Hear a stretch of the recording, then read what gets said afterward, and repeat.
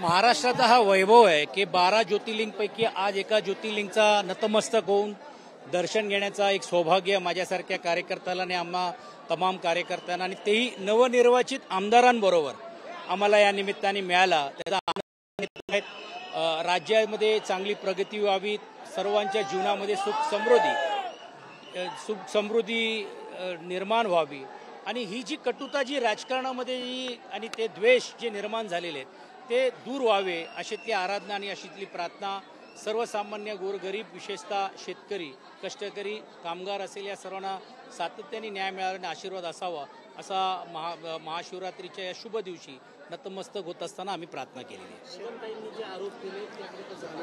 काय दुर्दैव आहे की ज्यावेळी आपल्याला एवढं काय मिळाल्यानंतर अशा प्रकारे आरोप प्रत्यारोप नेतृत्वावरती करणं हे मला असं वाटते संयुक्त नाही आहे आणि त्याचा निश्चितपणे कदाचित त्यांच्या मनाला पश्चाताप होईल अशी मी अपेक्षा व्यक्त करतो। कारण एका उच्चस्तरीय पदावरती असणाऱ्या एका व्यक्तिमत्वाने ज्या लोकांनी आपल्याला घडवलं आहे ज्यांच्यामुळे आपण तिकडे आहोत ह्याची जर जाणीव ठेवून जर काम करणार असतील तर मला असं वाटते राजकीय विश्लेषण म्हणून किंवा राजकीयातला एक कार्यकर्ता आणि एक समाजामध्ये काम करणारा कार्यकर्ता अशा तऱ्हेने बघताना म्हणजे दुर्दैव वाटते त्यांच्याबद्दल अजून काहीच म्हणता येणार नाही।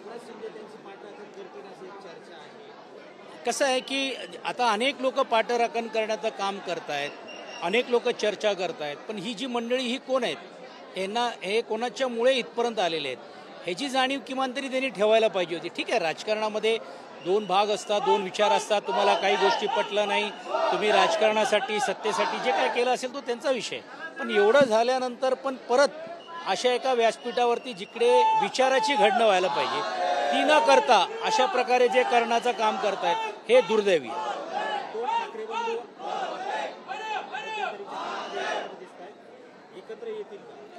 कसं आहे दोन्ही ठाकरे कुटुंब म्हणून घेऊन ते कुटुंब आहेत, त्यांना काय कोणी वेगळे करू शकत नाही।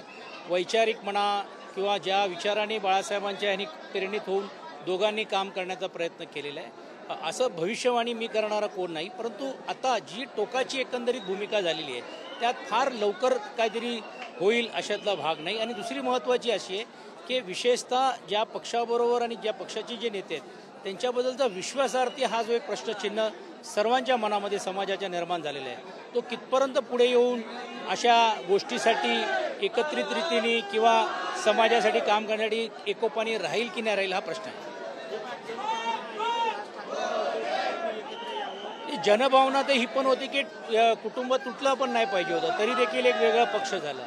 जनभावना ही होती की अशा अडचणीच्या काळामध्ये देखील एक बंधू या नात्याने त्यांनी त्या साथ आणि हात द्यायला पाहिजे होतं अशी दोन्ही बाजूनी आहे। म्हणजे मी फक्त आमच्या बाजूनी किंवा त्यांच्या बाजूनी एवढंच म्हणणार नाही, जनभावना आहेत, पण जनभावनाचा आधार करत असताना जे विश्वासार्थी पाहिजे ते विश्वासार्थीची कमतरता मला तरी आज दिसते।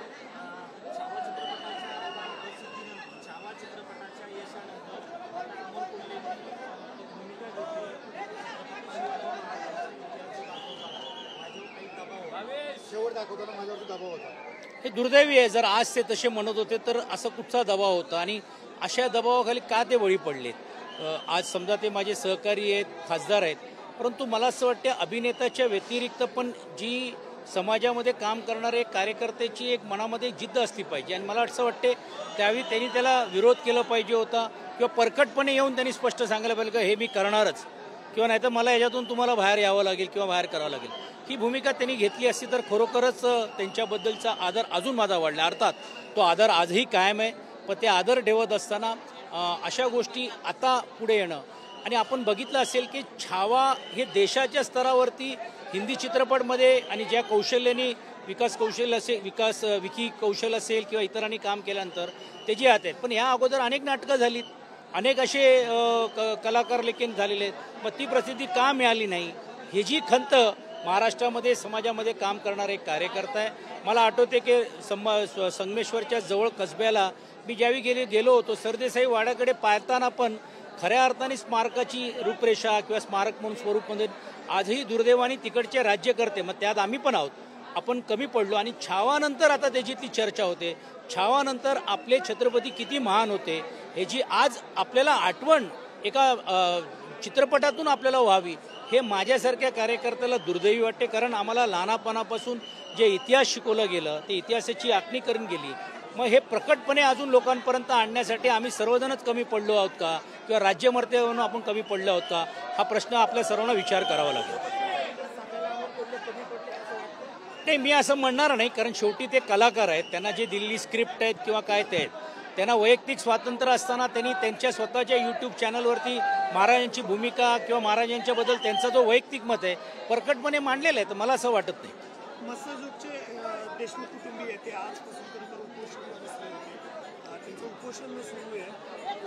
धनंजय मुंडेंचा आजही राजीनामा होतो. कालच पवारसाहेबांनी सांगितल्याप्रमाणे की ही दुर्दैवी आहे की राज्यकर्ते म्हणून घेऊन ही सर्व जी मंडळी आहेत ह्याच्यामध्ये काही बघायला तयार नाही किंवा ह्याच्यातलं गांभीर्य पण घ्यायला तयार नाही, किंबहुना त्यालाच एका प्रकारे पाठिंबा देण्याचं काम होतोय का. ह्याच्यामध्ये काय खरं खोटं हा नंतरचा भाग आहे. परंतु ज्या कुटुंबाच्याकडे हे जे असा आघात झालेला आहे त्याच्यात शासन अजून त्यांची समजूत किंवा शासन म्हणून घेऊन त्यांनी अजून त्यांचं समाधान ते का करू शकले नाही हा संभ्रम आहे. आणि म्हणून लोकांच्या मध्ये मनामध्ये चीड निर्माण झालेली आहे.